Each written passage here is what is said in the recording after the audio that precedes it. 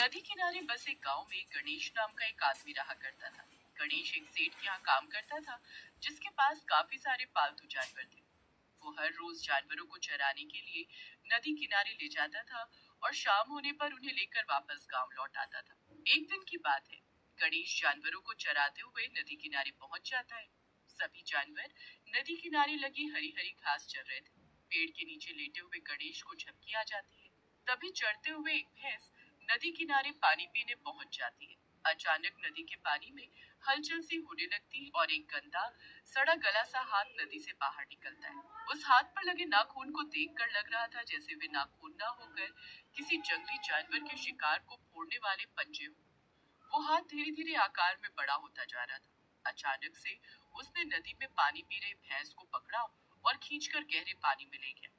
ये हाथ एक चुड़ैल का था जो इस पानी में रहती थी, जो बस अपने शिकार की तलाश में रहती थी। चुड़ैल को अपना शिकार मिल चुका था। भैंस को पानी में खींचने के बाद चुड़ैल उसे खाकर अपनी भूख मिटाने लगती है। कुछ देर बाद सब कुछ शांत हो जाता है। गणेश को सोते हुए कई घंटे बीत चुके थे। जब गणेश की नींद खुलती है तो वो देखता है कि उसके लाए जानवरों में से एक भैंस कम दिखाई दे रही है।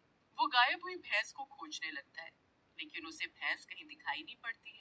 अब गणेश मन ही मन घबरा रहा था कि अगर सेठ जी को पता चल गया कि वो जानवरों को छोड़कर नदी किनारे सो गया था तो उसकी शामत आ जाएगी। लेकिन अब किया भी क्या जा सकता था। घबराते हुए वो घर पहुंचता है। गणेश, एक भैंस कहाँ रह गई? लौटते समय ज्यादा पीछे रह गई क्या? नहीं सेठ जी, वो पता नहीं कहाँ गुम हो गई। मैंने तलाशने की बहुत कोशिश की, लेकिन वो मुझे नहीं मिली। लगता है चढ़ते चढ़ते वो नदी में बहुत आगे निकल गई। मैं कल ही पास वाले गांव में जाकर पता लगाता हूँ, शायद वहाँ पहुँच गई होगी। तेरा दिमाग तो ठिकाने पर है। तुझे पता भी है एक भैंस कितने रुपए की आती है? अगर मेरी भैंस नहीं मिली तो तेरी साल भर की तनख्वाह नहीं मिलेगी। सेठ जी की बात सुनकर गणेश बहुत घबरा जाता है और अगले ही दिन पड़ोस वाले गांव में जाकर पूछताछ करता है, लेकिन उसकी भैंस कहीं पर भी नहीं मिलती। अगले दिन फिर वो जानवरों को नदी किनारे चराने ले जाता है। दिन ढलने ही वाला था। दिन ढलने वाला है, सारे जानवरों को ले आता हूँ। तभी एक भैंस फिर से नदी में पानी पीने पहुंच जाती है। चुड़ैल का हाथ आकर आज फिर से भैंस को पानी में खींच लेता है। आज भी गणेश खोई हुई भैंस को तलाशने की बहुत कोशिश करता है, लेकिन उसे भैंस कहीं भी दिखाई नहीं देती। वो बेचारा सर पीटता हुआ वापस गांव की ओर चल देता है। तुम्हारा कहने का मतलब है कि आज फिर एक और भैंस अचानक गुम हो गई? तुम मुझे बेवकूफ समझते हो? सच सच बताओ, तुमने मेरी भैंसों को कितने रुपए में बेचा है? नहीं तो अभी मैं तुम्हें पुलिस के हवाले करता हूँ। नहीं नहीं सेठ जी, मैं ऐसा गलत काम कभी नहीं कर सकता। मैं गरीब जरूर हूँ, लेकिन मेरी ईमानदारी पर शक मत करिए। चाहे जो हो जाए, मैं आपकी भैंस जरूर ढूंढ कर लाऊंगा। अगले दिन सवेरा होते ही गणेश अकेला ही नदी की ओर चल पड़ता है। आखिरी बार मैंने उसे नदी में पानी पीते हुए देखा था, उसके बाद वो गायब हो गई। आखिर ऐसा कैसे हो सकता है? इतनी बड़ी भैंस ऐसे कैसे आंखों के आगे से ओझल हो गई? कुछ ना कुछ तो हुआ है यहाँ। ऐसा सोचते सोचते वो नदी के किनारे पहुंचकर जैसे ही पानी में पैर रखता है, अचानक ही वहां का मौसम बदल जाता है। तेज हवा चलने लगती है और गहरे काले बादल घिर आते हैं। दिन जैसे अंधेरी रात में बदल जाता है। इससे पहले कि गणेश कुछ समझ पाता, अचानक से पानी में कुछ हलचल होने लगती है। वो चौंक कर पानी की तरफ अपनी नजर टिका देता है। तभी एक गंदा बदबूदार हाथ आकर उसकी गर्दन जकड़ लेता है और उसे खींचकर पानी में ले जाता है। गणेश तैरना नहीं जानता था। पानी के अंदर सांस न ले पाने के कारण कुछ ही देर में उसकी जान चली जाती है। देख लिया आपने, दो दो भैंसे लेकर आपका वो गणेश गांव छोड़कर भाग गया। लाख बार समझाया था उस पर ज्यादा भरोसा मत करो, लेकिन आपकी अकल पर तो पत्थर पड़े हुए हैं। अब क्या करोगे, कहाँ ढूंढोगे उसे? तो चिंता ना कर भाग्यवान, उस नमक हराम को मैं कब्र से भी ढूंढ निकालूंगा। सेठ ने पूरे गांव में ये बात फैला दी थी कि गणेश उनकी दो दो भैंसे लेकर गांव छोड़कर भाग गया है। गांव वाले भी अब उसे चोरी समझने लगे थे। धीरे धीरे समय बीतने लगा और गांव वालों ने गणेश को भुला दिया। लेकिन एक बात थी जो सामान्य नहीं थी, वो ये कि अक्सर गांव से किसी न किसी के गायब होने की खबर सुनाई। सीता और गीता नाम की दो औरतें नदी किनारे हरी घास काटने के लिए जाती है। सीता बहन, दिन ढलने को है, अब निकलते हैं, गांव पहुंचते हुए अंधेरा हो जाएगा। हाँ ठीक है, बस जरा पानी पी लूं, बड़ी प्यास लगी है। तुम घास का गट्ठर बांधो, मैं हाथ मुंह धोकर पानी पी कर आई। गीता जाकर कटी हुई घास को बांधने लगती है। कुछ देर बाद अचानक गीता को याद आया कि उसने सारी घास की गठरी बांध ली, लेकिन सीता अभी तक नहीं आई। अरे सीता, कहाँ है तू? चल ना, देर हो रही है। तभी गीता की नजर नदी के किनारे बैठी एक खतरनाक औरत पर पड़ती है, जो एक चुड़ैल की तरह दिखाई दे रही थी और मजे से नदी के पानी में स्नान कर रही थी।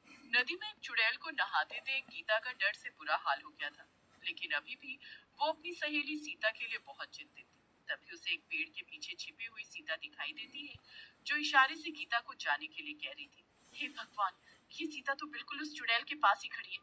कहीं चुड़ैल ने उसे देख लिया तो क्या होगा। गीता घबराकर वहां से भागने लगती है।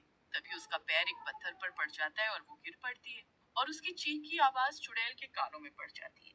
चुड़ैल जाकर गीता को गर्दन से दबोच लेती है, जिसे देखकर सीता भी दौड़ते हुए वहां पहुंच जाती है। देखो, छोड़ दो मेरी गीता को, हमने तुम्हारा क्या बिगाड़ा है? जाने दो हमें, हम तो यहाँ पर बस घास काटने के लिए आए थे। अरे तू यहाँ क्यों आ गई? अपनी जान बचाकर भाग यहाँ से। नहीं नहीं, आप गीता को छोड़ दो, चाहो तो इसके बदले मुझे पकड़ लो। दोनों सहेलियों का एक दूसरे के लिए प्यार देखकर चुड़ैल कुछ देर के लिए शांत हो जाती है। ठीक है, मैं तुम दोनों को ही छोड़ने के लिए तैयार हूँ, लेकिन मेरी एक शर्त है।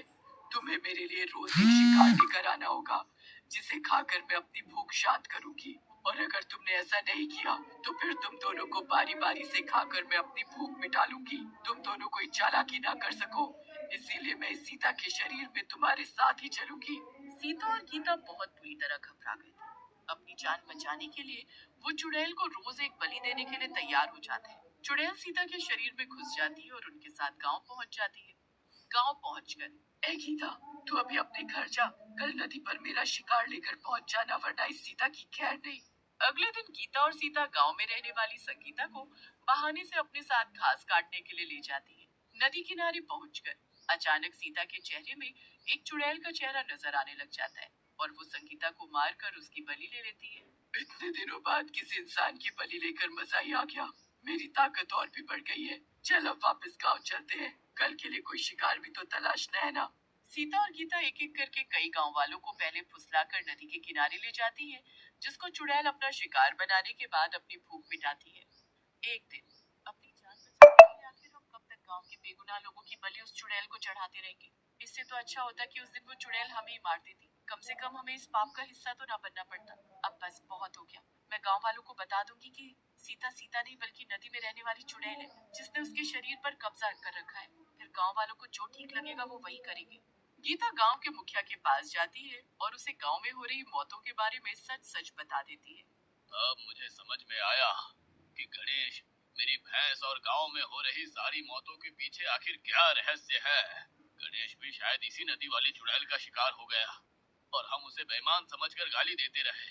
अगले दिन मुखिया एक तांत्रिक को लेकर नदी किनारे पहुंच जाता है, जहां पर सीता और गीता पहले से एक आदमी को लेकर पहुंच चुकी थी। हम जानते हैं कि उस चुड़ैल का सामना करने की ताकत हमारे अंदर नहीं है, लेकिन फिर भी हम अपनी तरफ से पूरा प्रयास करेंगे। तांत्रिक हवन करना शुरू करता है और चुड़ैल को सीता के शरीर से निकालने के लिए मंत्र पढ़ने लगता है। तभी सीता चुड़ैल के रूप में आ जाती है और जोर जोर से हंसने लगती है। तुम्हें क्या लगा था तुम इस सीता को मुझसे छुड़ा कर ले जाओगे? अब सीता के साथ ये गीता भी मरेगी और साथ में तुम सब भी मेरा शिकार बनोगे। इससे पहले कि चुड़ैल हमला कर पाती, मुखिया के शरीर में गणेश की आत्मा प्रवेश कर जाती है। तब मैं कमजोर था, लेकिन अब मुझ में तेरा सामना करने की ताकत है। मेरे गांव वालों को तू छू भी नहीं सकती। तांत्रिक लगातार मंत्र पढ़ता रहता है, जिससे चुड़ैल की शक्तियां कमजोर पड़ने लगती हैं और दूसरी ओर गणेश के रूप में मुखिया सीता चुड़ैल की गर्दन पकड़कर उसे दबाने लगता है।